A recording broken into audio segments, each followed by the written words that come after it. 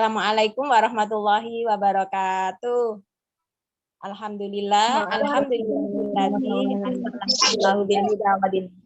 liyudhirahu ala dini kulli wa kafa billahi syahida. Ibu-ibu, emak-emak yang luar biasa, sahabat Konita semuanya. Halo, apa kabar hari ini? Mudah-mudahan ya semuanya selalu dalam keadaan sehat. Keluarga kita juga dalam keadaan sehat dan mudah-mudahan sampai hari ini di episode yang ke-39. Wow, ini ya mudah-mudahan kita semua tetap istiqomah untuk mengkaji syariat-syariatnya Allah. Kita bersyukur ibu-ibu hari ini kita bisa berkumpul lagi di sini rutin gitu ya di akhir bulan di Jumat terakhir gitu ya, insya Allah. Semuanya tetap semangat dalam kondisi apapun dimanapun berada. Sudah ada beberapa ibu yang hadir, mudah-mudahan nanti juga menyusul salawat serta salam mudah-mudahan tetap tercurahkan kepada Rasulullah Muhammad Sallallahu Alaihi Wasallam. Ibu-ibu rahimakumullah, alhamdulillah hari ini seperti yang saya sampaikan sudah di episode yang ke-39 kita tetap stay on di kajian Muslimah Tangguh yang dipersembahkan oleh Konita, komunitas Muslimah Tangguh sahabat kuat dalam taat. Dan hari ini Masya Allah temanya sangat menarik sekali dan tentunya nanti pembahasannya akan tambah menarik dan tambah banyak memberikan kita ilmu dan info begitu ya. Hari ini kita akan membahas yang harus kita pahami dan kita siapkan saat membersamai pintu tengah surga. Ini pasti ibu-ibu semua pada kepo ini ya, apa itu membersamai pintu tengah surga. Untuk itu ibu-ibu tetap stay on dan saya harapkan ibu-ibu barangkali sudah luang begitu ya, bisa on cam ya untuk bersama-sama kita di pelataran Zoom ini bersama Ustadzah Faizah Rosidah yang hari ini sudah ada di tengah-tengah kita. Ibu-ibu yang sudah sempat silakan on cam dan jangan lupa untuk mematikan suaranya begitu. Baik, untuk menambah keberkahan acara kita pada sore hari ini, Ibu, kita mulai acara ini dengan bacaan Ummul Quran suratul Fatihah. Liridha lillahi ta'ala wa bi barakatil ilmi al-Fatihah. A'udzubillah.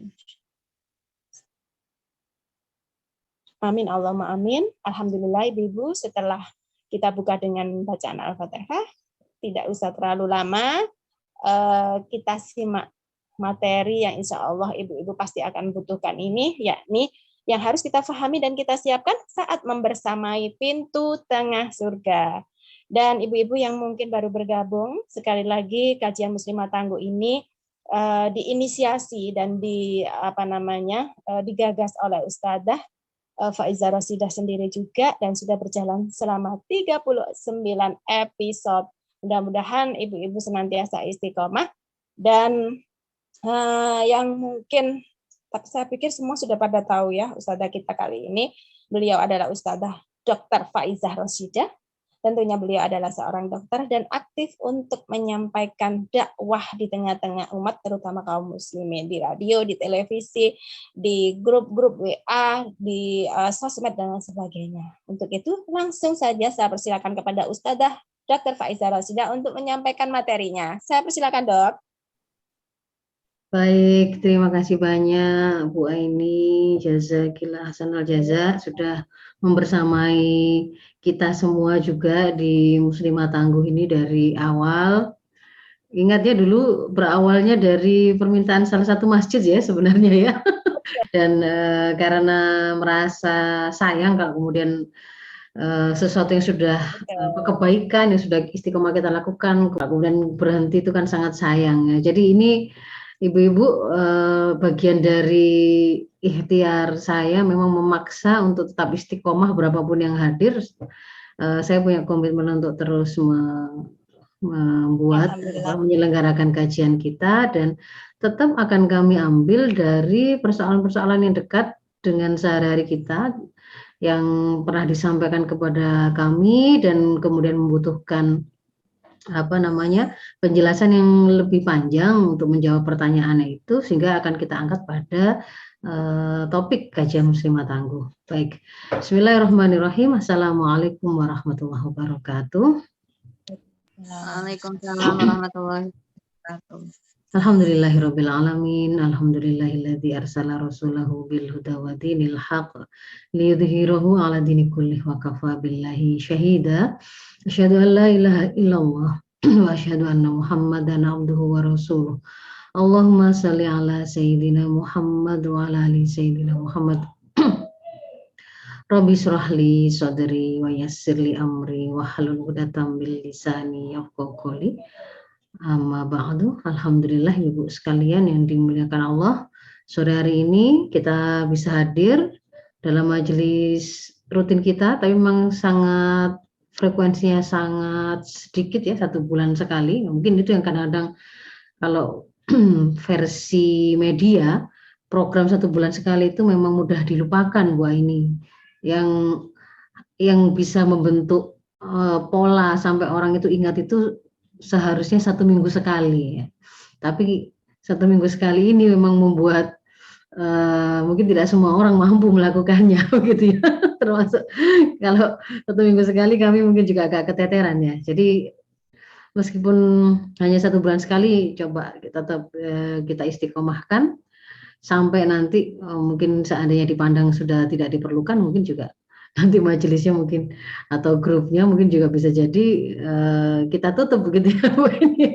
Tapi semoga kalau masih itu menjadi sebuah forum berbagi kebaikan, Ibu bisa mengambil kebaikannya, silakan disampaikan kepada ibu-ibu yang lain, teman-teman yang lain begitu ya, agar kebaikan yang didapatkan bisa disebarkan lebih banyak orang. Ibu-ibu sekalian yang dirahmati Allah, hari ini topik kita itu memang mengkajinya itu satu sisi itu saya yang belajar dan saya yang menyiapkan presentasi ini juga menyiapkan mental gitu ya. Ya belajar ikhlas, belajar. Jadi ketika menuliskan itu bukan semata-mata dalam kerangka untuk mengajari orang begitu, tetapi justru lebih banyaknya itu porsinya kepada menyiapkan diri untuk kemudian bisa mengamalkan apa yang kita tuliskan atau yang kita sampaikan. Kalau saya pribadi alhamdulillah dari jalur suami masih ada 1 orang tua ibu ya, ibu mertua sedang sakit, kemarin baru keluar dari rumah sakit dan kemudian hari ini kontrol ya tadi pagi. Ya, semoga beliaunya juga cepat sembuh.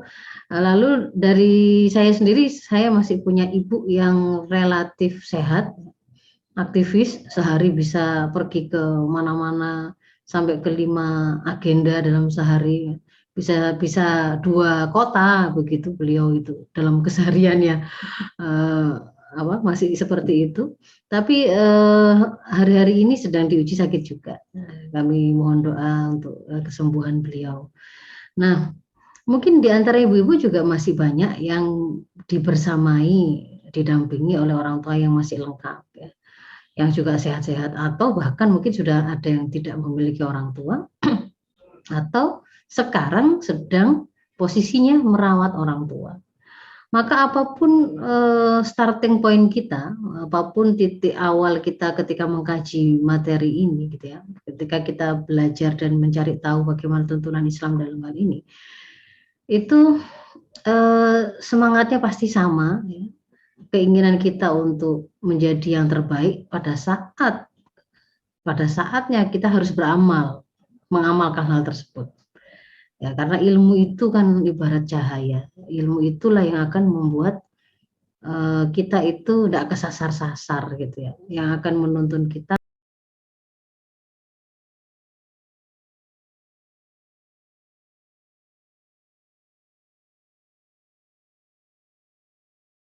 kesalahan saat kemudian beramal membersamai pintu surga yang tengah. Istilah pintu surga yang tengah ini itu memang khas Ibu. Itu adalah bahasa yang disampaikan oleh hadis ya. Baik, saya izin share screen yang sudah saya sampaikan, sudah saya siapkan. Sudah terlihat kan Bu Aini ya, dan yang terlihat show-nya. Ya, show-nya ya. Insyaallah. Jadi kalau saya memberi judul presentasi hari ini dengan yang harus kita pahami dan siapkan saat membersamai pintu tengah surga. Jadi di sini memang ada unsur pemahaman, sakofa, ilmu yang hendak kita pelajari, tapi kemudian di situ nanti ketika kita ternyata sudah mengkaji ilmunya, informasinya, sakofahnya, ternyata di situ ada tuntutan beberapa hal yang perlu kita siapkan di luar ilmu. Nah, kenapa kok saya beri judul seperti itu? Dan yang dimaksud dengan pintu tengah surga ini adalah orang tua kita saat mereka ada pada situasi sepuh ya, lansia. Jadi memang bahasan kita hari ini akan sangat banyak tentang lansia, karena yang dimaksudkan di sini bukan ketika orang tua itu dalam keadaan sehat, dalam keadaan masih muda, kuat, itu bukan begitu konteksnya. Tapi dalam keadaan ketika mereka dalam keadaan lansia, dan kemudian lansia itu melekat pada situasi mereka ada beberapa hal yang khusus, termasuk problematika khusus. Baik, ya ini yang akan menjadi konten bahasan kita. Ada 4 hal. Yang pertama, sedikit mengenal supaya definisinya tidak keliru gitu ya. Kita mengenal definisi lansia, macam-macam lansia.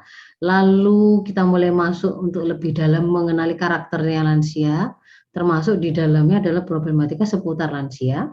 Lalu kita akan mencoba membuka tuntunan Islam bagaimana kita seharusnya bersikap kepada orang tua, termasuk pada saat mereka dalam posisi keadaan saat mereka lanjut usia. Dan saya tutup dengan beberapa tips yang sifatnya praktis dari beberapa ahli. Misalkan tips ketika merawat orang tua sakit, ketika menghindari orang tua terkena infeksi, untuk makanan. Nah, itu di belakang setelah kita dudukkan kerangka berpikir yang harus kita punya. Nah, mengenal lansia. Lansia itu adalah singkatan dari lanjut usia ya Ibu ya.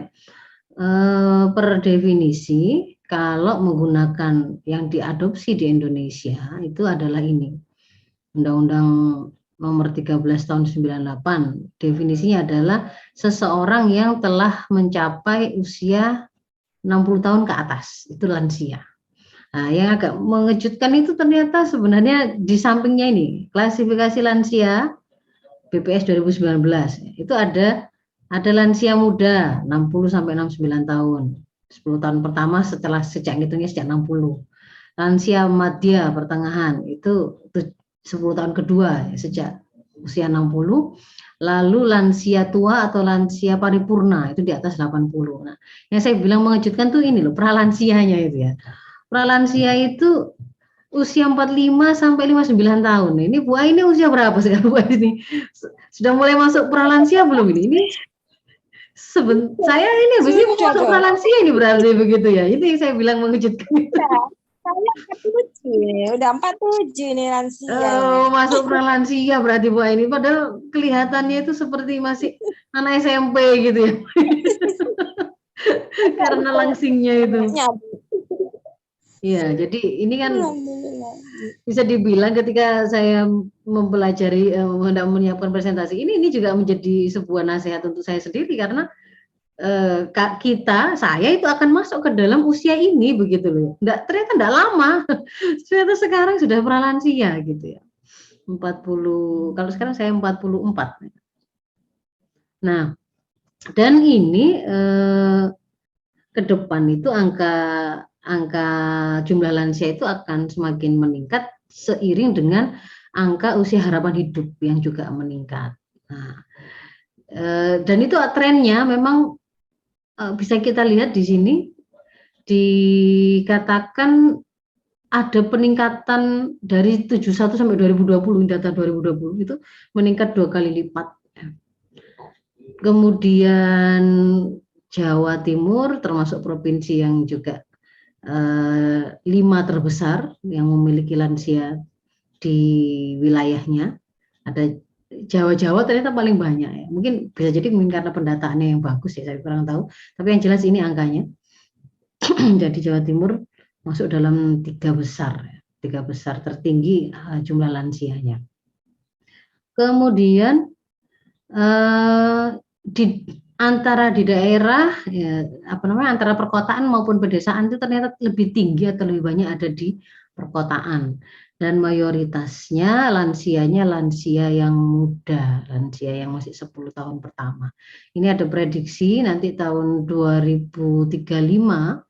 Ya, ini bisa jadi kalau 2035 ini berarti kita ini lansianya ya. Kita ada di dalam kelompok itu ya. Ada sekitar 50-an juta jiwa nanti di Indonesia kalau diprediksi. Masya Allah ya, sebentar lagi sudah lansia ini. Nah, saya masuk ke yang berikutnya Ibu. Jadi sudah tahu lansia itu apa, sekarang kita coba memahami karakter lansia, termasuk juga memahami problematika seputar lansia. Pada saat seseorang itu berusia 60 tahun ke atas, itu memang kemudian terjadi banyak perubahan. Banyak perubahan, yang perubahan itu kemudian berkontribusi pada munculnya berbagai persoalan.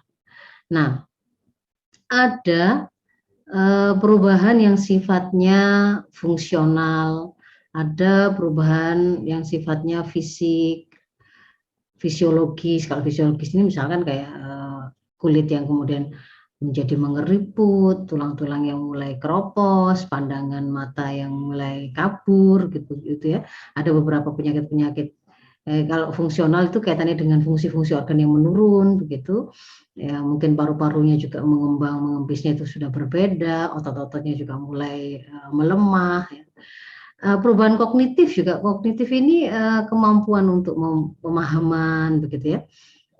Mulai daya memori mulai lupa, pertimbangan juga mulai hilang. Kemudian kita mengenali seperti kok ngamuan, kok ngambekan, kok gondoan, kok nangisan, atau kok seperti anak kecil. Nah, ini juga sangat dipengaruhi juga oleh fungsi saraf, fungsi pertimbangan yang dipengaruhi oleh kondisi organ otak dan seterusnya. Nah, termasuk juga perubahan psikososial ya. Ada situasi di mana mereka seperti tanda kutip ya, seperti akhirnya menjadi orang yang tidak mampu melakukan banyak hal. Nah, itu menjadi sebuah tekanan tersendiri yang mulanya bekerja, situasinya itu seperti yang dibutuhkan banyak orang, juga memiliki pendapatan tersendiri, kemudian tidak memiliki itu ya, tidak punya kerjaan, seperti tidak dibutuhkan orang, bahkan mungkin rasanya itu seperti merepotkan orang terus. Itu juga kemudian membuat ada gejala-gejala psikologis yang juga kemudian muncul di situ menjadi masalah ya. Ketika mendengar ada orang tua ketika mendengar berita teman-teman sejawat atau seusianya itu kemudian dikabarkan meninggal, itu ada yang selalu diare. Setiap kali mendengar ada kabar di masjid itu ya, diumumkan ada kematian begitu, itu ada ini cerita salah seorang teman itu, mesti bapaknya itu pasti diare terus itu karena mungkin ada stres tersendiri seperti merasa menunggu giliran, antrian dan seterusnya. Itu termasuk juga kalau ada di bapak-bapak itu ada kondisi di mana perubahan fungsi, misalnya fungsi dan potensi seksual itu ya, itu ternyata juga menimbulkan masalah begitu, apalagi kalau kemudian istrinya masih sehat begitu. Jadi di sini nih kalau digambarkan itu ada perubahan banyak yang terjadi. Nanti saya akan coba lebih detailkan itu beberapa persoalan yang muncul sebagai masalah kesehatan. Tapi nanti hal-hal yang lain mungkin akan saya singgung sedikit supaya ini menjadi sebuah pengetahuan lah untuk ibu-ibu ya. Jadi perubahan-perubahan yang terjadi itu memunculkan berbagai persoalan pada lansia, baik itu masalah ekonomi. Ada banyak lansia yang kemudian ternyata terlantar. Kalau dulu dia masih bisa merawat dirinya, masih bisa menafkahi dirinya, setelah kemudian lemah, tidak bisa bekerja, ternyata terlantar. Itu juga menjadi persoalan tersendiri. Terlantar, miskin, tidak ada yang tidak tercukupi kebutuhannya. Masalah sosial tadi itu kemudian seperti yang tadi saya sampaikan, mereka akhirnya tidak bisa bergaul, tidak bisa serawung ke tengah-tengah masyarakat karena kondisi yang sakit. Akhirnya kan kalau kemudian tidak pernah bertemu dengan banyak orang itu sedikit banyak juga akan mempengaruhi suasana hati, mood. Ada banyak persoalan-persoalan kesehatan. Nanti saya tunjukkan kalau yang dianggap yang sudah didata persoalan kesehatan berkaitan dengan lansia itu di Indonesia itu dirumuskan dengan 14 I. Dan ada masalah psikososial. Nah,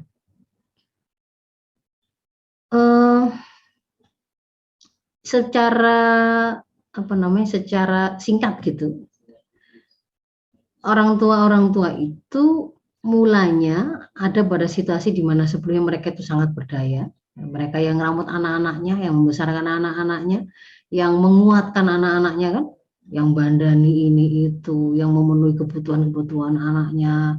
Kemudian yang mulanya mungkin punya jabatan, mungkin punya pendapatan, tiba-tiba kemudian kehilangan itu semua. Maka di situ tuh juga muncul yang namanya post power syndrome. Sensitif, akhirnya merasanya kok kayaknya nggak dibutuhkan bahkan oleh anak-anaknya, karena merasa nggak dibutuhkan, merasa nggak dihormati, merasa dianggap beban, merasa kayaknya ingin disingkirkan. Nah, itu juga kemudian membuat situasi psikologis yang sensitif ya, yang tampilannya itu seolah-olah kok segala sikap orang yang ada di sekitarnya itu jadi salah terus gitu ya, kayaknya kok salah terus. Tapi yang sebenarnya itu secara singkat bahwa yang mereka itu inginkan dengan mungkin kelihatannya yang marah-marah tadi atau kayak ngambekan tadi dan seterusnya, itu sebenarnya para orang tua itu ingin tetap begitu ya, dianggap bahwa mereka itu penting, mampu, diperhatikan, bukan diabaikan. Dan memang sebenarnya faktanya memang mereka itu penting begitu. Kita nanti diajari oleh Islam itu penting sekali. Mereka itu luar biasa jasanya, besarnya, posisinya, kemuliaannya itu luar biasa. Sehingga nggak layak kalau kemudian sampai nggak diperhatikan. Nah, dalam aspek kesehatan ada yang disebut sebagai sindroma geriatri. Sindroma geriatri ini adalah kumpulan gejala mengenai kesehatan yang sering dikeluhkan baik lansianya sendiri atau keluarganya, keluarga yang mendampingi, yang merawat. Itu ada diperkenalkan dengan istilah 14 I. Immobility, kurang bergerak, mungkin bisa karena ada sakit tertentu, stroke misalkan, nanti itu akan memunculkan persoalan tersendiri. Ada instability, mudah sekali jatuh, bisa jadi karena keseimbangan, ketidakseimbangan, bisa jadi karena kelemahan otot atau tulang ya. Incontinence, ini nggak bisa nahan, PAK, BAB. Intellectual impairment, gangguan intelektual, ini kalau bahasa gampangnya kepikunan, pikun ya. Kemudian persoalan infeksi, gampang panas, gampang infeksi saluran kencing, gampang mencret misalnya gitu ya. Ibu-ibu mungkin sering mendapati kok sering demam, orang tuanya sering panas, sering batuk pilek. Lalu yang keenam, impairment of hearing, vision and smell, menurunnya indera-indera pendengaran, penglihatan, dan pembauan. Nah, ini juga nanti situasi ini juga menimbulkan persoalan. Ada kalanya menguji kesabaran dari orang yang membersamai, ya. Merasa sudah ngasih tahu gitu ya, juga didengar, padahal ternyata nggak dengar gitu. Misalkan ya, seperti itu.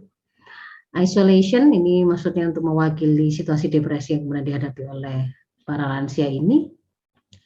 Inanition, malnutrisi, gangguan gizi, mulai bisa karena ususnya yang memang fungsinya mulai menurun, ya, organ-organ pencernaannya, atau nafsu makannya yang turun, mungkin juga karena persoalan fisik kayak giginya mulai tanggal, yang udah mulai rontok, ya, pembauan yang mulai berkurang tadi membuat rasa itu juga tidak enak, sehingga nafsu makan turun, atau karena memang ada sakit tersendiri.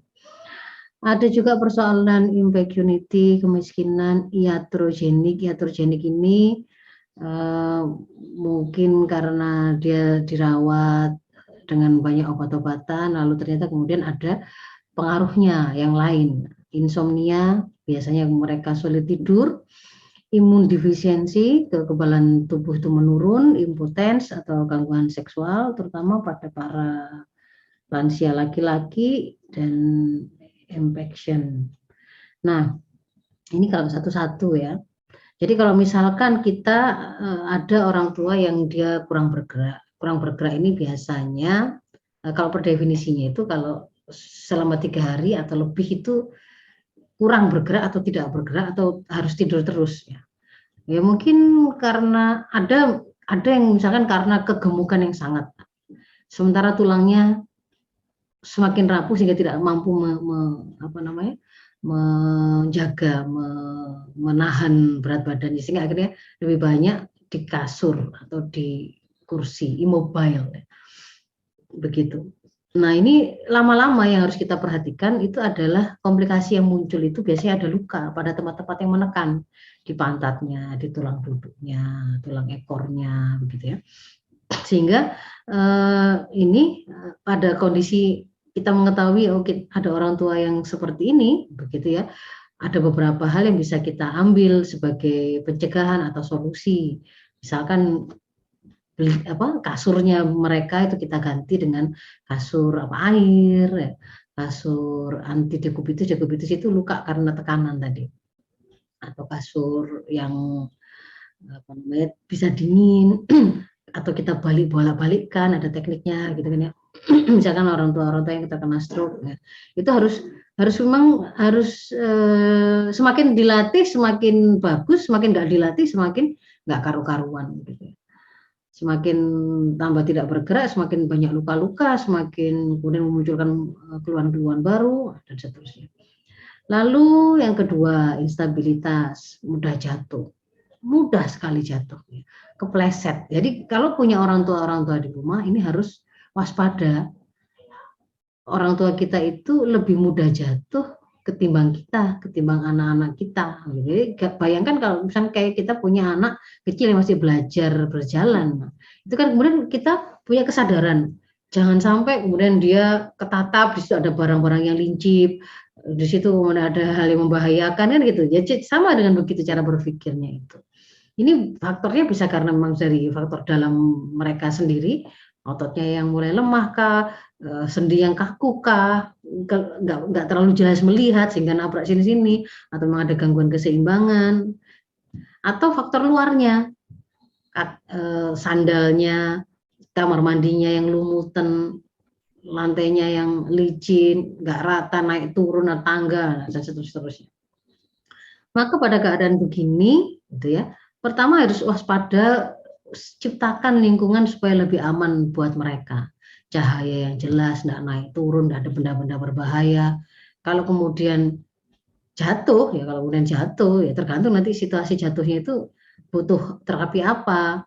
Kalau misalnya sampai patah ya harus ke rumah sakit. Tapi kalau kemudian di situ ternyata butuh dibantu, analisa kita butuh bantuan tongkat, butuh bantuan kayak tongkat berjalan supaya kalau mau jatuh bisa pegangan atau apa, itu di situ berarti mulai diperhatikan, termasuk melatih mereka untuk bagaimana cara berjalannya, hati-hatinya di sini itu disampaikan. Sampai kalau perlu pakai pada penggunaan sandal pun bahkan ditetapkan gitu ya. Lalu inkontinensia, ini nggak bisa menahan kencing atau menahan BAB gitu ya, sehingga sering ngompol, sering ngebrok ya. Nah ini juga macam-macam ibu ya, ada yang itu persoalannya karena sifatnya memang ada organ yang menurun, ada kontrol neurologis atau saraf yang memang turun, atau karena sedang dalam pengobatan yang itu memberi efek kencingnya jadi banyak, padahal di situ mulai lemah kontrol atas otot kandung kemihnya, otot uretranya gitu kan ya. Maka ya pertama kita harus memahami situasi itu memang sangat mungkin terjadi begitu. Dan yang kadang-kadang itu agak kita lupakan adalah karena takut ngompol, ini yang kemudian tidak kita duga mungkin ya. Karena takut ngompol, kemudian para orang tua kita itu kemudian menghindari minum. Nah, itu malah jadi masalah besar. Atau nahan kencing, itu juga malah jadi masalah begitu. Jadi ya memang situasinya ya harus disabari. Kalau memang nggak pengen kececer berarti semoga dimudahkan untuk membeli misalkan Pampers begitu. Tapi juga perlu dibantu dilatih kayak kita ngelatih anak-anak waktu pertama toilet training gitu misalkan ya. belum sampai ke belet pipis sudah kita suruh kan pipis. Kali ini ya mungkin diantar di kamar mandi begitu, supaya kemudian mereka juga belajar saatnya membuka klep, saatnya mengakhiri dan menutup klep pipisnya dan seterusnya seperti itu. Jadi jangan dilarang, jangan dimarahi. Kalau dimarahi nanti mereka malah nggak minum, malah nahan kencingnya, nanti tambah infeksi saluran kencing, tambah dehidrasi. Dehidrasi itu mudah kemudian mereka itu panas ya, daya tahan tubuh lemah, organ-organ nanti yang yang lain-lain akhirnya juga berpengaruh. Kalau kemudian terjadi dehidrasi, tambah lebih parah. Yang lain ada penurunan fungsi intelektual. Nah, yang sering itu adalah namanya demensia. Kalau bahasa umumnya itu pikun. Pikun itu tidak sekedar pada memori saja yang terganggu atau lupa. Lupanya itu bahkan juga bukan bukan lupa ingatan, terutama sekali justru bukan ingatan jangka panjang, tapi yang jangka pendek. Makanya ini kita kan jadi bersyukur gitu ya, kita belajar begini, kita jadi tahu, kita jadi bersyukur bahwa ternyata untuk kita bisa tuh melakukan, saya mau membuka laptop, lalu saya kemudian mau mengambil ini, saya membuka HP, saya mau berjalan ke dapur, saya mau ngambil minuman atau kemudian menutup pintu, itu ternyata itu membutuhkan memori gitu. Kalau nggak ada memorinya, itu kita jalan ke dapur terus tadi mau apa ya, lupa. Nah, tapi seperti ini terjadi pada orang-orang tua yang mengalami demensia, bahkan sampai pada barusan ditulang gitu kan ya, barusan ditulang kemudian minta makan, bilang lapar, nggak masuk akal. Tapi itu kan barusan gitu ya, sampai seperti itu, separah itu memang gangguannya itu bisa sampai seperti itu. Dan ini memang ada ikhtiar yang bisa kita lakukan untuk menghindari itu terjadi ya. Di antaranya adalah mengaktifkan terus fungsi berpikir kita, pertimbangan kita, termasuk maksudnya orang tua ya. Ya kita ajak mereka bicara. Semakin nggak pernah diajak bicara ya semakin menurun. Semakin nggak pernah ada rangsangan terhadap proses berpikirnya, baik itu yang kemudian dari apa yang beliau dengar, beliau lihat, apa yang ditangkap oleh indera beliau, semua nggak pernah diajak ngomong sama anak-anak ya, semakin cepat menurunnya begitu. Nah, jadi di situ ada gangguan memori jangka pendek, ada gangguan persepsi bahkan demensia itu. Jadi mulai kelihatan kayak ada halusinasi, halusinasi itu nggak ada, sesuatu itu nggak ada, tapi beliaunya merasa ada. Kalau ilusi itu ada faktanya, tapi salah persepsi terhadap yang dia lihat. Misalkan sebenarnya itu boneka anaknya, boneka cucunya, tapi beliau melihatnya itu seperti tengkorak manusia, misalnya begitu ya, atau apa hantu atau apa. Nah itu bisa sampai begitu. Atau melihat kereta, melihat orang jualan, disalahi persepsi itu ada anaknya yang jemput atau apa, itu bisa sampai seperti itu kalau demensia. Gangguan proses berpikir, nggak ngerti lagi ini pagi, siang, sore, malam, tanggal berapa, apalagi ya, tempat juga, ini di mana, ini siapa orangnya, komunikasi nggak nyambung antara yang kita sampaikan apa, yang beliau respon itu apa, begitu, dan seterusnya.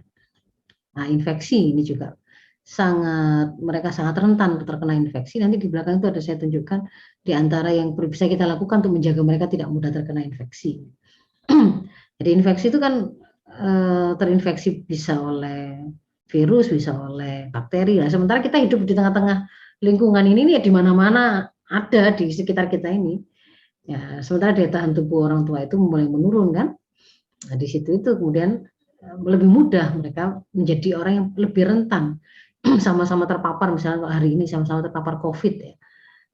Kita cucu-cucunya anaknya itu kelihatannya nggak ada gejala, ternyata karena ketularan dari anak-anaknya, cucunya yang bergejala adalah beliau.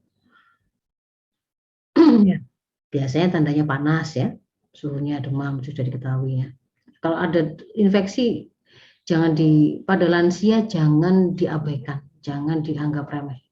Karena kalau infeksi itu tadi nanti hubungan itu sampai pada dehidrasi, gangguan pada organ-organ yang lain itu kan ya, bisa sampai kehilangan kesadaran.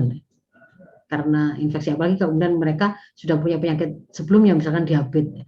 Kalau apalagi punya diabetes itu kalau ada, jangan sampai kena infeksi. Kalau sampai infeksi, meskipun hanya ringan saja, ringan itu seperti kelihatannya kayak diare gitu ya, bisa sampai jatuh kepada koma, situasi koma. Lalu beberapa penurunan fungsi saraf,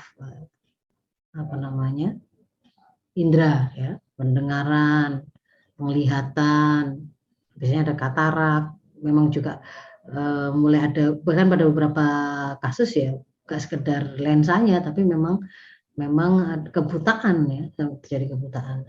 Lalu depresi, ya ini karena kehilangan banyak hal ya, mungkin mulai kehilangan pasangan, kehilangan ibu kita, kalau bapaknya ya, kehilangan suaminya, kehilangan anak, kehilangan bahkan binatang peliharaan juga bisa. Terus kemudian karena merasa sudah nggak sanggup jalan jauh, yang biasanya ikut pengajian sekarang mulai di rumah saja, nggak bisa sholat jamaah, lama-lama kan jadi seperti terisolasi gitu. Terisolasi, nggak ketemu banyak orang, nggak ada hiburan, nggak ada yang mengalihkan isi pikirannya yang bisa mengembara kemana-mana. Keluarga juga dirasa kok anak-anaknya nggak datang, nggak ada yang mengurusi, merasa kayaknya kok nggak dianggap begitu ya, depresi. Ini bahkan sampai pada beberapa kasus mengantarkan mereka pada melakukan bunuh diri. Lalu malnutrisi, ini karena susah makan ya, mulai susah makan, tadi sudah sempat saya sampaikan, ini ada banyak hal, mulai dari faktor fisiologisnya, air liurnya itu mulai kering, nggak susah jadinya, gigi-giginya rontok, gusinya mungkin juga sudah terluka, lambung, usus, atau juga persoalan bukan masalah fisiologis tapi karena si psikologisnya, atau karena sosial, nggak ada yang dimakan, nggak ada yang masakkan, nggak ada yang dulang, misalnya seperti itu. Nggak punya penghasilan, ini karena sudah pensiun, mungkin nggak ada tabungan, nggak ada kiriman dari anak-anaknya, ini juga menjadi faktor lain ya yang memicu depresi. Iatrogenik, yang tadi saya sempat singgung sedikit, kadang-kadang bahkan mungkin banyak di antara lansia itu yang punya sakit lalu butuh obat banyak, dan itu ternyata juga harus dalam jangka waktu lama. Kadang-kadang kontrol rutin itu juga menjadi beban tersendiri, kadang mengantarkan itu pada ngobat-ngobati sendiri begitu, yang akhirnya nggak ngerti ternyata ada efek samping dari interaksi obat yang itu balik membahayakan jiwa mereka itu. Kemudian sulit tidur. Nah, ini tadi nanti bisa filenya bisa didapatkan sehingga bisa dibaca begini. Kalau supaya bisa tidur, ini caranya begini. Karena saya belum masuk ke yang lain-lain ini nanti. Lalu penurunan imun, gangguan seksual. Ya. Jangan dikira gangguan seksual ini pada bapak-bapak meskipun sudah tua itu nggak masalah, tapi itu juga menjadi masalah. Bahkan kadang itu sampai mengantarkan pada depresi. Ya. Nah, ini termasuk sulit buang air besar. Nah. Sekarang kita coba membuka bagaimana tuntunan Islam ketika memberitahu mengajari kita tentang bagaimana kita bersikap atau memposisikan orang tua dan lansia, kedudukan orang tua. Saya awali dari sini dulu. Setiap ibu-ibu ya, kalau membaca Al-Qur'an menemukan di sana ada perintah supaya kemudian mengesahkan Allah, tidak boleh menyekutukan padanya. Mesti kemudian setelah itu ada perintah untuk berbakti pada orang tua. Itu beberapa ayatnya, silakan dibuka nanti. Lalu yang kedua, setiap kali ada perintah bersyukur pada Allah, itu kemudian setelahnya itu bersyukur juga kepada kedua orang tuanya.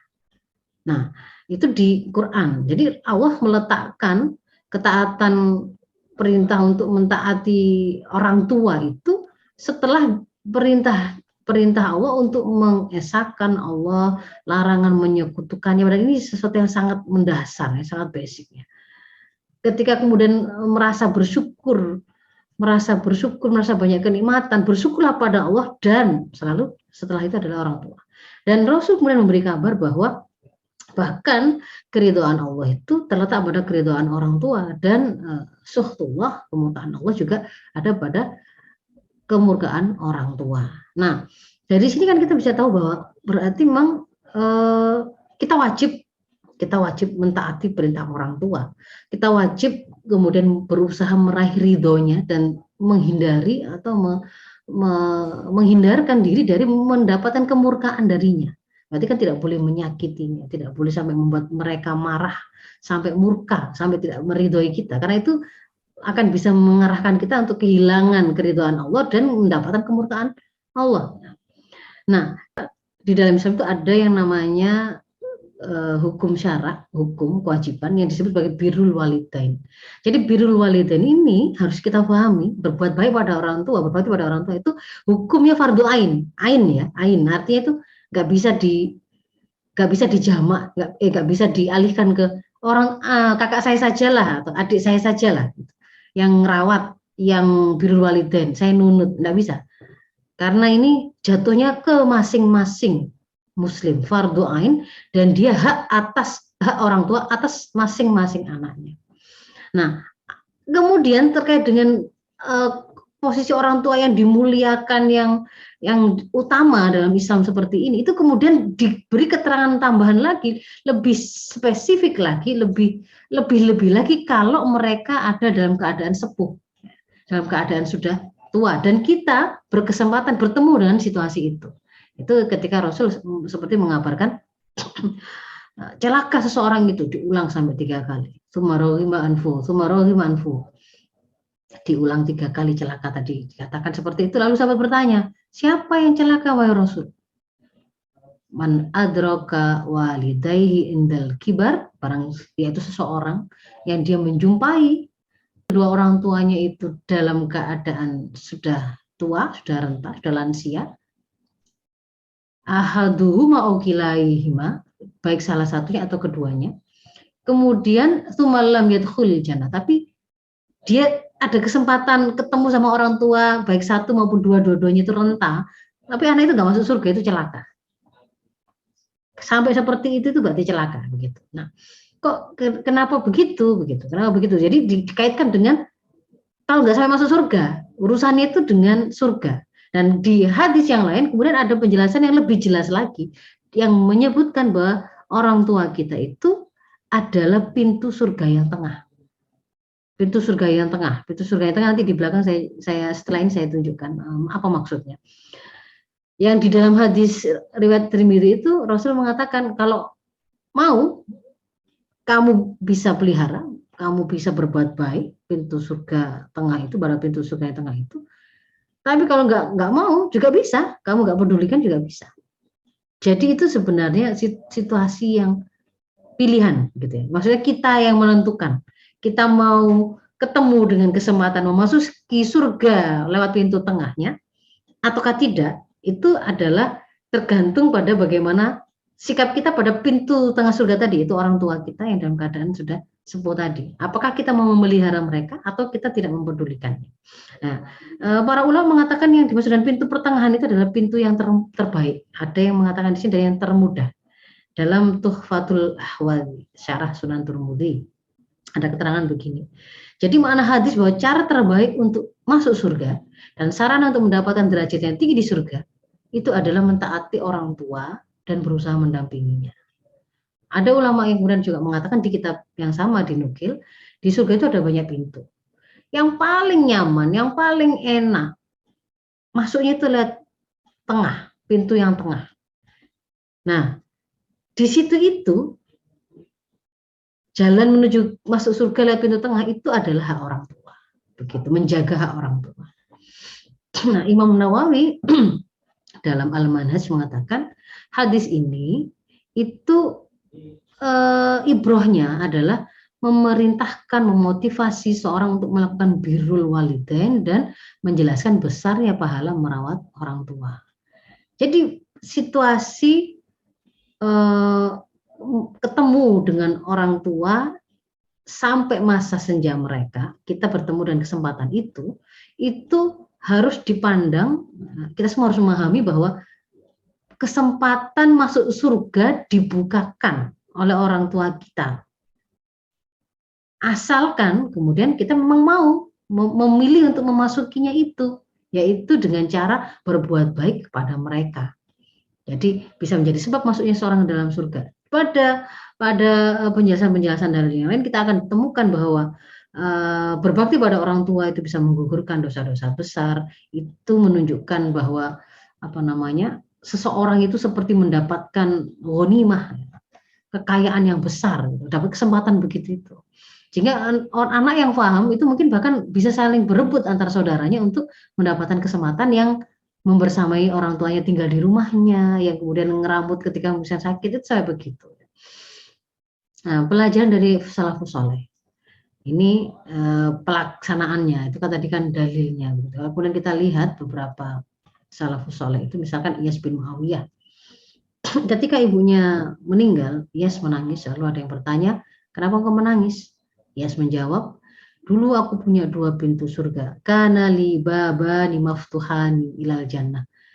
Dulu aku punya 2 pintu surga yang terbuka untuk menjadi jalanku untuk masuk surga. 2.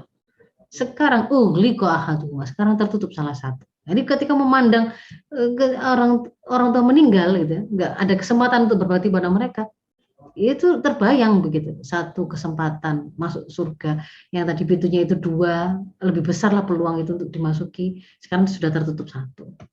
Kalau kemudian 1 yang juga tertutup, berarti kita tidak ada peluang untuk masuk surga lewat jalur itu. Padahal mungkin kalau jalur ibadah yang lain mungkin juga tidak istimewa, sedekah juga enggak istimewa, jihad juga enggak, ilmu juga enggak, karena kita menjadi pemimpin yang adil juga enggak misalkan. Jadi jangan disia-siakan, artinya itu kita berpikir itu begitu. Atau pernah ditanya oleh seorang ibunya minta padanya untuk sholat wajib dan puasa Ramadan saja. Apakah perlu dituruti? Atau mengatakan iya, tetap dituruti perintahnya. Jadi misalkan kita itu bahkan sampai disuruh gitu ya.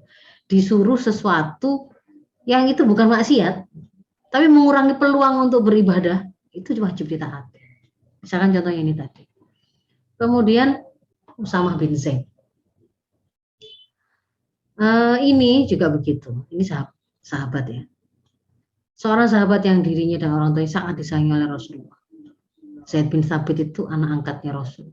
Menyatakan ia memiliki 1000 pohon kurma. Dia sengaja mempercantik, merapikannya. Lalu ada yang berkata pada Usamah, kok ngapain kok sampai kayak gitu itu? Pohon kurma dibegitu-begitukan itu ya. Diramut, dirapikan dan seterusnya. Lalu jawabannya itu, ibunya itu sangat suka kalau lihat keadaan kebun kurma dia itu seperti itu. Maka kemudian dia ingat, dia lakukan itu. Gitu. Lalu Ali radhiyallahu anhu meriwayatkan dari Rasulullah, la ta'ata li makhluk fi ma'siyatillah azza wa jalla. Jadi kalau kemudian orang tua kita itu, bahkan ini maksudnya itu terkait dengan permintaan mereka gitu ya. Mereka minta sesuatu yang mungkin kita kemudian merasa rewel gitu.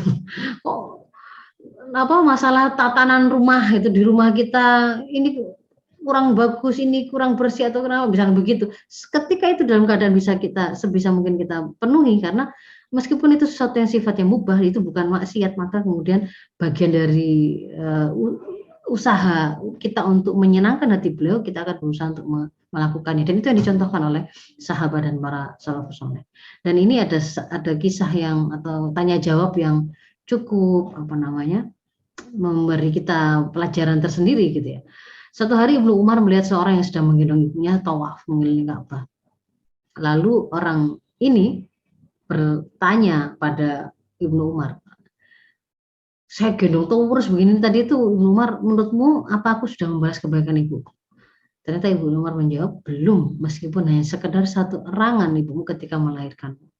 Dan tapi engkau sudah berbuat baik dan Allah akan memberikan balasan atas apa yang sudah kamu lakukan tadi. Tapi kalau dibilang itu sudah membalas kebaikan orang tua, itu tidak gitu ya. Bahkan ketika kemudian orang ada yang bertanya gitu kan, dia sudah merawat orang tuanya, ya dia jaboi, ya dia dulang, ya dia gendong, ya dia apa-apa. Kemudian dia bertanya, apakah kepada Umar ya waktu itu, apakah saya itu sudah menyayangi orang tua saya dan merawat orang tua saya seperti dia ketika merawat saya sejak kecil? Enggak. Kok bisa? Kalau ketika dulu orang tua merawat kamu, ketika kamu sakit, ketika kamu tidak berdaya, itu doanya sembari mereka itu merawat kita itu adalah agar kemudian kita segera kuat, kita segera sembuh, kita segera kemudian bisa terus melanjutkan kehidupan. Sementara ketika kita merawat orang tua kita, bisa jadi justru doanya itu adalah supaya segera berakhir perawatan ini tadi. Apakah itu dengan apa namanya, ya artinya bukan harapan sembuh gitu, bisa jadi seperti itu doa yang dimunculkan di situ. Nah, tadi ini ada beberapa, tadi konsepnya ada beberapa contohnya gitu. Nah, di dalam Al-Isra 2324 ini yang tadi di antara contohnya tadi ya, contoh yang ketika ada perintah untuk Allah ta'budu illa iyyahu wa bil walidaini ihsana. Ya, kalau ada perintah tidak menyekutukan Allah untuk beribadah kepada Allah, di situ juga kemudian ada perintah untuk berbuat baik kepada orang tua. Dan khusus terkait dengan situasi ketika mereka lansia. Nah, ini diberikan tuntunan di dalam ayat ini. Imma yablughanna 'indaka al-kibara ahaduhuma aw kilahuma, kalau kemudian sampai padamu di sisimu salah satu atau kedua orang tuamu itu kemudian ada dalam kondisi lansia, fala taqul lahuma maka janganlah kamu mengatakan pada keduanya itu perkataan yang tidak baik, yaitu diwakil dengan hentakan sesuatu yang itu menunjukkan ketidakhormatan, ketidakpemuliaan dan seterusnya. Fala tanharhuma wa qul lahuma qawlan karima, dan janganlah membentak mereka. Nah, ini membentak saja, nanti dari ayat ini kan dipahami bentak saja tidak boleh gitu. Maka mafhum yang terkandung di dalamnya juga itu adalah apalagi kemudian memukul, apalagi kemudian membunuh, apalagi kemudian menganiaya, apalagi kemudian membiarkan dan seterusnya. Wa qul lahuma qawlan karima. Kalimat itu ternyata disebut sendiri, Ibu. Nah, ini karena memang kemudian ternyata itu juga menjadi sebuah pelajaran tersendiri. Wa qul lahuma qawlan karima. Katakan pada mereka itu dengan perkataan yang karima, yang mulia. Wahfid lahuma, sampai ini juga diberikan, karena memang ternyata di antara persoalan yang muncul adalah kita ternyata banyak yang tidak tahan di situ, memunculkan kalimat yang pernah lihat nggak Bu video viral seorang ibu-ibu yang lagi nunggu ibunya di kursi roda gitu ya di rumah sakit, itu kan ibu yang bergerak sedikit begini diceplas gitu ya, ditarik gitu. Pada waktu ada orang lewat ya pura-pura kayak tidak tahu gitu. Ya, itu kan kenain tadi, fala taqul lahuma uffin wala tanharhuma. Ngomong, hus, ojo bae, ojo umekai gitu. Nah, itu sama dengan ini tadi. Wala tanharhuma, bentak saja enggak boleh, apalagi itu tadi moronjong, krono apa narik apa itu tadi ya seperti itu. Termasuk di sini. Ternyata memang itu di antara yang kemudian muncul ya. Kedoliman kita pada orang tua itu ternyata potensi seperti itu, karena dianggap merepotkan, pokoknya apa namanya nggak berguna gitu. Jadi sangat kasar sampai pada kalimatnya juga. Kadang-kadang dengan sebuah kesombongan. Nah, maka di sini ada perintah waqfid lahuma janahad dzulli minar rahmah. Kita diperintahkan untuk merendahkan diri kita karena sayang, dengan penuh kasih sayang begitu. Nah, jadi kalau kemudian coba kita reviewkan gitu ya, kita kumpulkan di antara bentuk birrul walidain itu adalah ucapan. Pertama, ucapan itu ucapan kita, ucapan yang karima, qaulan karima. Tidak ada bentakan di sana. Sikapnya lembut. Dan tidak boleh ada membentak. Itu berarti di belakangnya juga hal-hal yang serupa dengan itu. Ketika beliau memanggil, wajib hadir, wajib datang. Ini juga ada pelajaran dari kisahnya Juraij yang ahli ibadah gitu ya, dan juga Alqamah itu kan yang mereka menghadapi situasi sulit, yang Alqamah itu ketika meninggal, dan yang ulama Juraij itu dia harus menghadapi fitnah ya, karena ada sempat orang tua merasa sakit hati lalu berdoa kepada Allah agar anaknya diberi, jangan matikan sebelum dia dapat pelajaran. Jadi bersegera datang ketika dipanggil. Nggak datang itu padahal kalau Juraij itu kan kisahnya kan sedang sholat. sholat wajib dipanggil karena wajib ya diteruskan sampai selesai. Tapi ketika sudah selesai kok didengarkan nggak ada panggilan, nggak berangkat, nggak harusnya segera datang. Tapi ini sudah nggak manggil lagi, mungkin nggak butuh.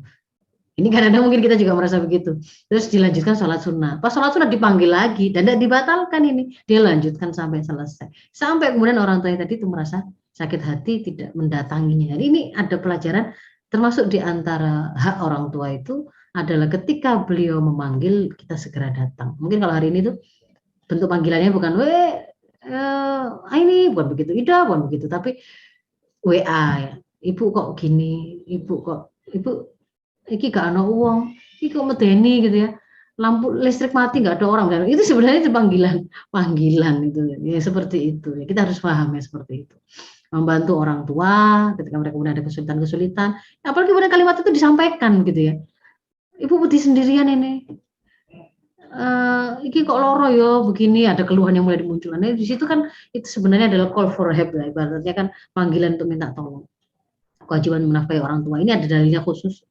Ketika ditanya apa yang harus kepada siapa infak itu atau sedekah itu kami berikan, pertama untukmu, untuk kita sendiri, untuk yang menjadi tanggungan kita, termasuk kemudian di dalamnya adalah orang tua kita. Memang ada hak dari mereka. Bahkan ketika ada seorang laki-laki ya di masa sahabat itu terus merasa bapaknya itu ngerepoti, dia itu menghabiskan hartanya, justru kemudian disampaikan kamu dan hartamu itu milik bapakmu. Jadi memang mereka punya hak untuk kemudian dicukupi kebutuhannya, bukan keinginannya ya, kebutuhannya. Menjaga kehormatan orang tua itu juga menjadi kewajiban, merawat ketika mereka sakit, merawat ketika lansia. Nah, ini saya mulai masuk kepada saya tambahkan pada situasi yang lebih teknis ya. Ketika misalkan kita ada pada situasi akhirnya harus merawat orang tua tadi yang dalam keadaan lansia. Bagaimana supaya bisa bersabar? Karena sering munculnya itu kalau ibu-ibu coba googling atau banyak mendengar kisah itu pasti ujiannya adalah pada ujian kesabaran. Ujian kesabaran. Kalau masalah kecapean gitu, mungkin dengan istirahat dikasih kesempatan mungkin dia akan segar lagi. Tapi kadang-kadang di situ ada muncul khawatir nggak sabar lalu keluar kalimat yang nggak bagus, keluar sikap yang nggak bagus, itu yang kemudian dikhawatirkan. Lalu bagaimana caranya? Tipsnya ada 4 yang bisa kita jadikan pegangan gitu. Yang pertama itu kita install, kita buka lagi penjelasan Islam, tuntunan Islam yang menerangkan tentang kebaikan-kebaikan merawat orang tua. Tadi sudah saya sampaikan di depan tadi, di atas tadi. Ada macam-macam ya kan.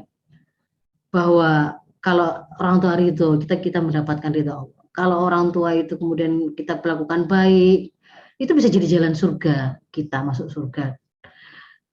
Kalau kita itu tidak menelantarkan mereka, menjamin rezeki mereka, memenuhi kebutuhan mereka, maka itu juga akan menjadi jalan dilapangkannya rezeki kita. Doa-doa kita akan diijabah, kita juga nanti akan insya Allah diberikan anak-anak yang juga berlaku seperti berbaktinya kita kepada orang tua. Jadi ingat itu supaya kemudian menjadi sebuah hal yang menguatkan. Yang pertama, bahkan berbakti pada orang tua itu bisa menghalangi jatuh dari su'ul khotimah. Ini beberapa nasihat ya. Kalau orang tua itu kan kita punyanya ya sekali itu. Kalau kemudian sudah mereka tidak ada dan pada waktu adanya itu kita tidak peduli, ya tidak bisa diganti, itu tidak bisa. Dan biasanya kita baru menyadari ya setelah tidak ada. Sesuatu itu baru kita rasakan berharganya itu setelah tidak ada. Nah, Syekh Muhammad bin Shalih Al-Utsaimin itu memberikan nasihat gitu. Termasuk di antara sebuah kebiasaan kebaikan yang kemudian memberi manfaat atau keuntungan itu terbukti itu adalah ketika seseorang berbakti pada dua orang tuanya, maka dia nanti akan mendapatkan bakti dari anak-anaknya. Nah, lalu yang kedua, bagaimana supaya bisa tetap sabar? Kita sandarkan kekuatan itu tadi itu kepada sang pemilik kekuatan, yaitu Allah. Jadi kita minta kepada Allah. Kalau kita merasa lemah fisiknya, kita minta dikuatkan fisik kita. Kadang-kadang kan harus ngangkat gitu kan, harus bolak-balik itu kan sendirian juga nggak bisa. Sendirian nggak bisa. Kadang untuk bisa ganti popok, ganti baju, memandikan itu kan perlu bolak-balik. Kemudian waktu melatih jalan, turun dari kasur, itu nggak sekedar butuh kekuat otot gitu, tapi juga stabilnya emosi supaya kemudian di situ tidak jatuh pada menjadi kasar, menjadi seperti sentuhannya itu seperti sentuhan kepada benda gitu ya. Dulu kan pernah ada sempat juga viral ditampakkan seorang perempuan yang seperti yang mau sedang memandikan ibunya yang sakit, tapi kemudian karena di situ itu kelihatannya itu agak kasar gitu, lalu muncullah komentar netizen dan sebagainya. Nah, itu yang harus kita ketika melihat seperti itu tuh memang nggak mudah loh, merawat orang sakit itu nggak mudah. Nanti ada mungkin kalau ada kesempatan di antara adab kita kepada mereka yang merawat orang yang sakit itu ada hal harus kita lakukan itu. Ya, di antaranya begini. Kalau misalkan kita ini nggak merawat, tapi misalnya kayak saya itu mertua itu dirawat oleh saudara suami gitu ya, karena ada di lain kota. Kita kan nggak ikut merawat. Maka di situ di antara adabnya itu adalah kita harus memahami kerepotan mereka, berterima kasih, jangan lupa selalu berterima kasih, memberikan penghargaan atas yang mereka lakukan. Jangan pernah mengatakan kayak gini, kok iso gitu, kok iso itu maksudnya gini. Misalkan orang tua itu dalam pemeliharaan mereka terus jatuh, kepreset, kemudian terjadi perdarahan atau apa begitu ya, itu nggak boleh. Kemudian kita itu yang tidak mungkin ngeramut itu terus kalimatnya sangat mudah, kok iso sampai logur, kok iso, itu nggak boleh begitu. Memang Anda kira yang ngeramut itu tuh tidak menyesal gitu, kok sampai ada yang kejadian lewat gitu, sehingga itu nggak perlu disampaikan gitu. Tapi kita memahami situasi yang memang itu kodoknya begitu. Lalu kita bantu mudahkan bebannya. Mungkin kalau misalkan kemudian butuh suplai ekonomi gitu ya, belanjanya, nah itu kemudian kita berikan. Yang lain lagi kalau ada kesempatan kasih me time. Me time itu bukan me time itu untuk mereka dia tuh jalan-jalan tuh enggak gitu.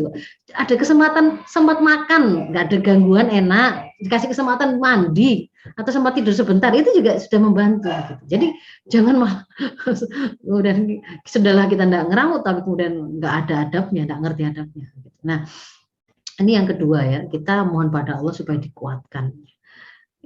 Terutama kalau kita masih nyandar kepada Allah ya, masih tali kita itu masih kuat kepada Allah, itu kan masih ingat gitu bahwa yang kita harapkan itu ya surganya Allah, yang kita hindari kemurkaan Allah, kita berharap kekuatan itu dari Allah, sehingga kemudian biar nggak lepas kontrol itu tadi, enggak terus moro-moro kayak lupa kalau ini orang tua gitu. Jadi kayak benda gitu, karena nggak ada suara. Kalau mereka sudah nggak bisa ngomong, stroke itu kan mungkin nggak pakai ngomong kita, jadi memang yang bersihkan mandikan tuh nggak pakai ada omong-omongan, nggak ada suara apapun, ya juga nggak ada keluhan bisa jadi begitu.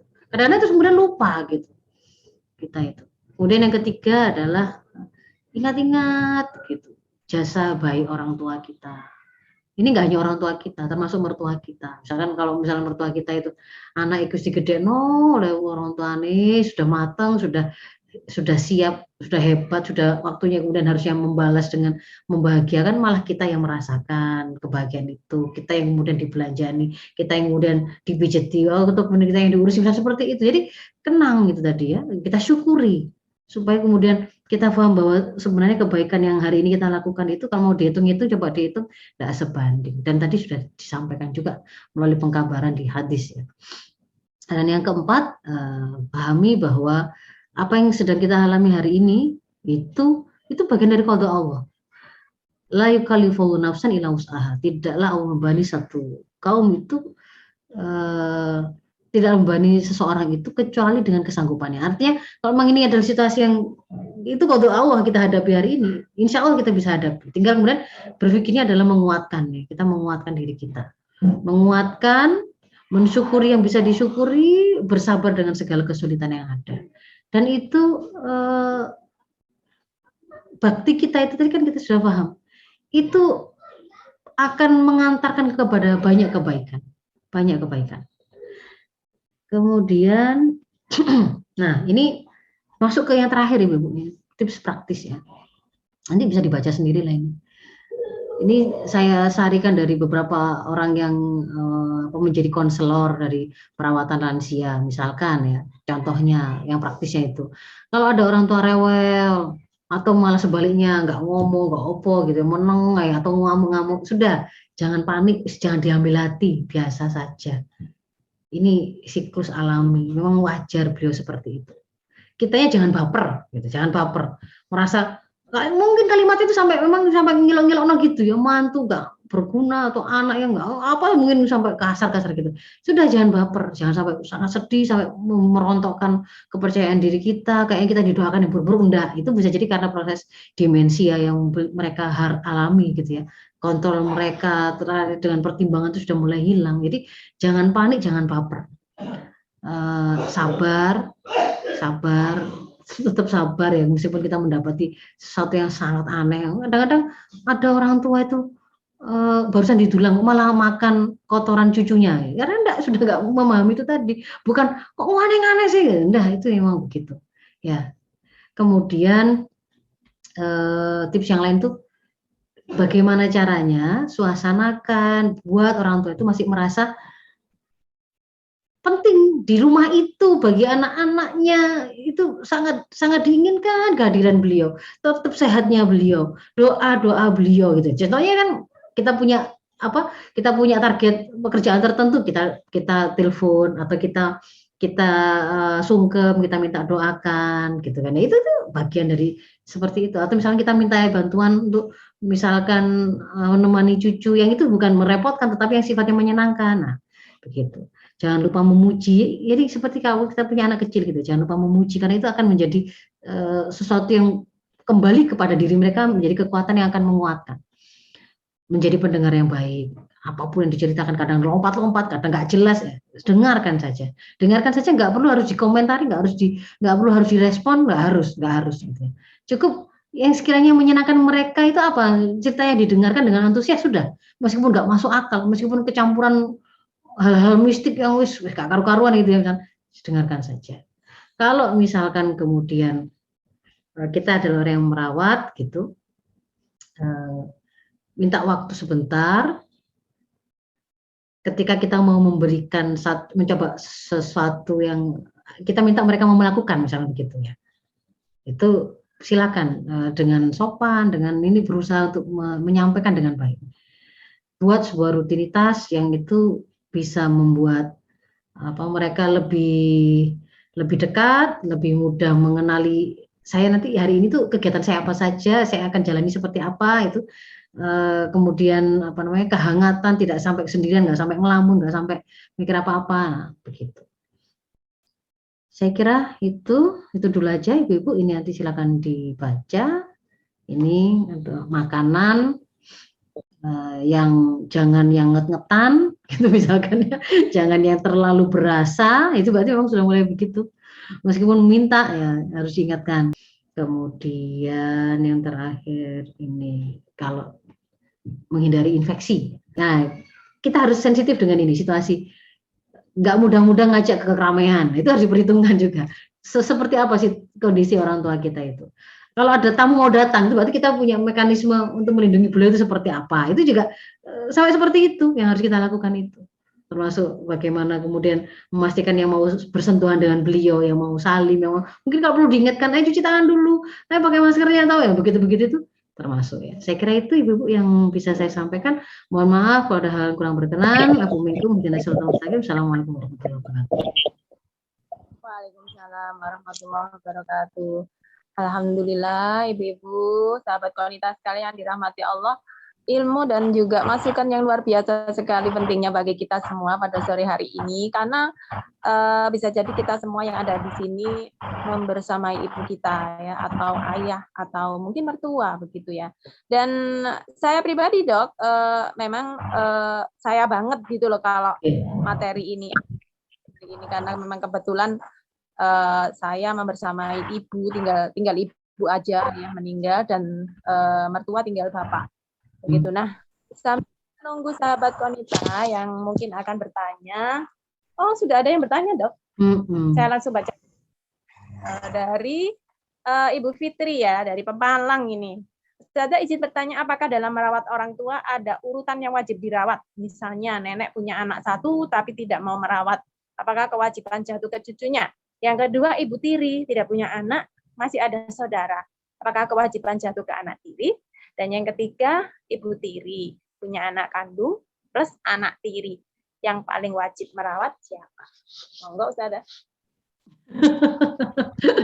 Kalau penjelasan terkait dengan urutan itu memang bukan hadonah ini ya.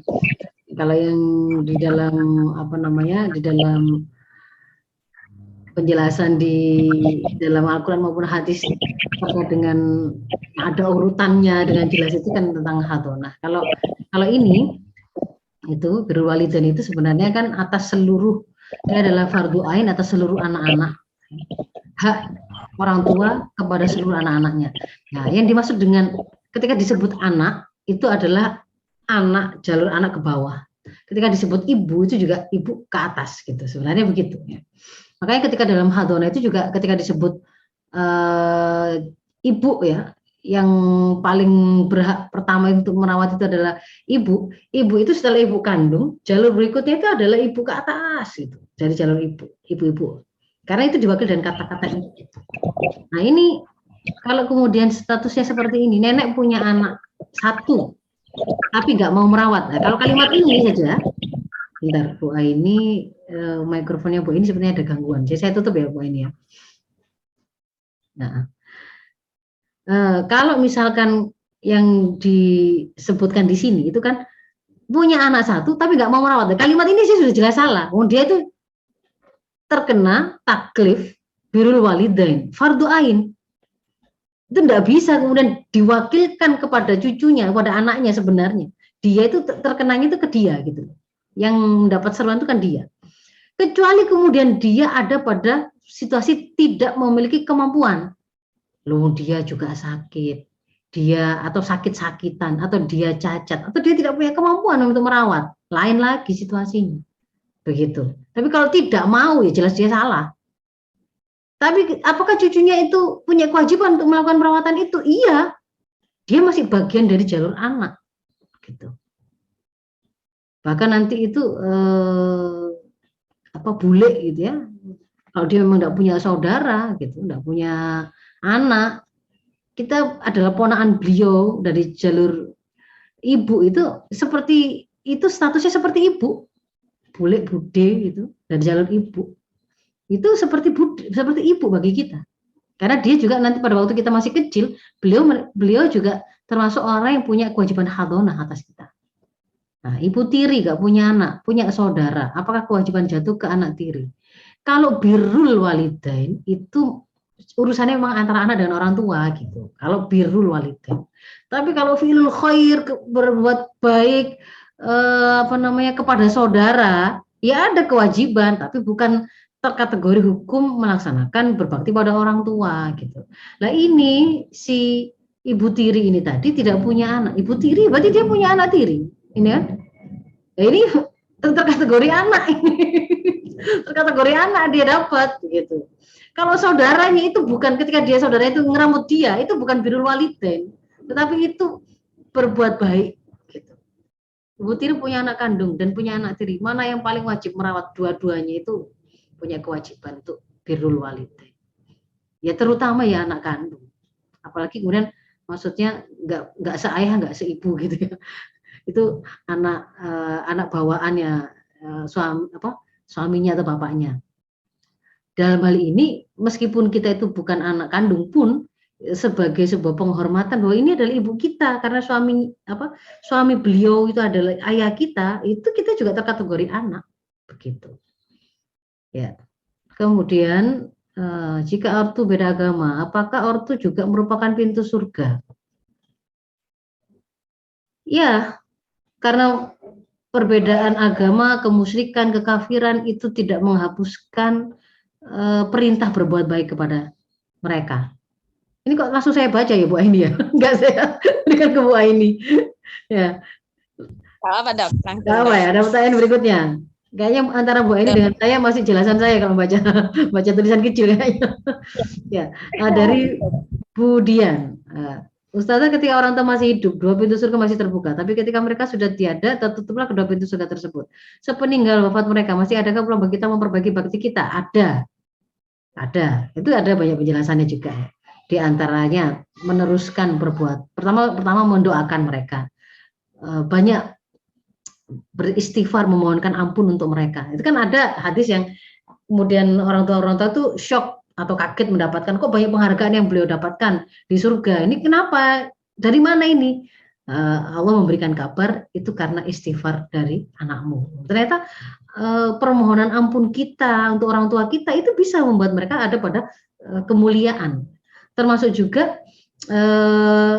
bahwa kita itu dan kerabat kita dan orang tua kita itu akan menyusulkan posisinya di akhirat itu mengikut pada siapa yang paling tinggi posisinya. Jadi kalau misalkan kita itu berusaha menjadi anak yang soleh gitu ya, karena kesolihan kita Allah juga akan angkat derajat orang tua kita, karena kesolihan kita.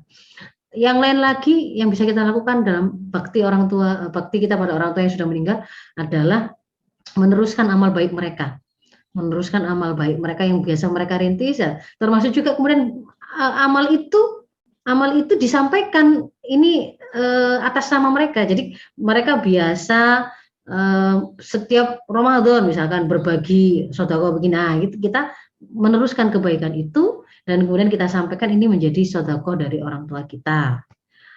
Yang lain lagi adalah mendatangi teman-teman atau saudara-saudara baik mereka untuk menyambung silah ukhuwah dan juga silah rahim yang menghubungkan orang tua kita yang tidak ada dengan saudaranya, dengan orang-orang baik yang menjadi teman-teman mereka. Itu diantara usaha yang bisa kita gunakan untuk memperbaiki bakti kita pada orang tua yang sudah meninggal.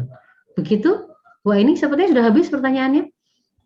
Iya, sudah habis Dok, dan waktunya memang sudah mendekati maghrib. Mungkin yang di Indonesia bagian timur udah azan ini ya, gitu. Alhamdulillah, Ibu-ibu rahimakumullah, hari ini kita mendapatkan ilmu dan juga bekal yang insya Allah akan bermanfaat bagi kita. Kita berdoa semoga di sisa usia kita ini kita bisa menemani pintu tengah surga kita seperti yang tadi disampaikan oleh Ustazah. Siapa tahu gitu ya, pintu surga itu kita dapatkan gitu ya, dan kita selalu berdoa akan mendapatkan pintu-pintu yang banyak dari pintu-pintu surga itu untuk kita masuki dan dan kita mendapatkan balasan yang luar biasa dari Allah dari apa yang kita lakukan. Begitu Ibu-ibu, saya ucapkan terima kasih kepada Ustazah Dr. Faiza Rosidah yang sudah selalu ya membersamai kita sampai episode yang ke hampir 40 ini. Dan hari ini saya mohon maaf ini pakai HP, ini biasanya pakai laptop karena memang kanggu semua ini peralatan sosmednya, maka harus pindah-pindah karena HP-nya ini harus menyesuaikan sinyal ini kayaknya. Mohon maaf semuanya kepada Ibu. Terima kasih sudah bersama-sama dengan kajian Muslimah Tangguh pada sore hari ini, dan mari forum ini kita tutup dengan istighfar 3 kali dan doa penutup majelis. Astaghfirullahaladzim, astaghfirullahaladzim, astaghfirullahaladzim. Baik, Ibu-ibu rahimakumullah, kita tutup dengan doa kafaratul majelis. Subhanakallahumma bihamdika asyhadu alla ilaha illa anta astaghfiruka wa atubu ilaik. Ibu-ibu rahimakumullah, jangan lupa untuk menyimak di WA group karena nanti materi ini akan di-share oleh Ustazah di grup-grup yang panjenengan semua sudah masuk. Baik, bila taufiq wal hidayah. Wassalamualaikum warahmatullahi wabarakatuh.